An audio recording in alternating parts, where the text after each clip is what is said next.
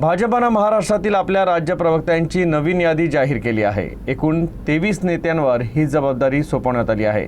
विशेष म्हणजे भाजप नेत्या शिवानी दाणी यांना प्रवक्तेपद मिळाल्यानं विदर्भाला देखील प्रतिनिधित्व मिळालं आहे।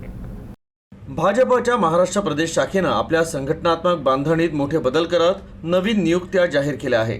भाजपचे प्रदेशाध्यक्ष रवींद्र चव्हाण यांनी 2 स्वतंत्र प्रसिद्धी पत्रकं जारी करून पक्षाच्या 23 प्रदेश प्रवक्ते आणि 7 विभागीय प्रसिद्धी प्रमुख यांची घोषणा केली आहे।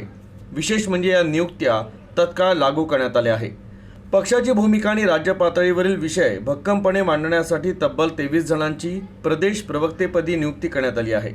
या यादीमध्ये विश्वास पाठक, प्रमोद जठार, अजित चव्हाण, अवधूत वाघ, गणेश खनकर, श्वेता शालिनी, शिवराय कुलकर्णी, राम कुलकर्णी, अतुल शाह, विनोद वाघ, गणेश हाके, कुणाल टिळक, विनायक आंबेकर, राजीव पांडे, पंकज मोदी, आसिफ भामला, जितेन गजारिया, प्रमोद राठोड, प्रीती गांधी, अजय पाठक, लक्ष्मण सावजी यांचा समावेश आहे।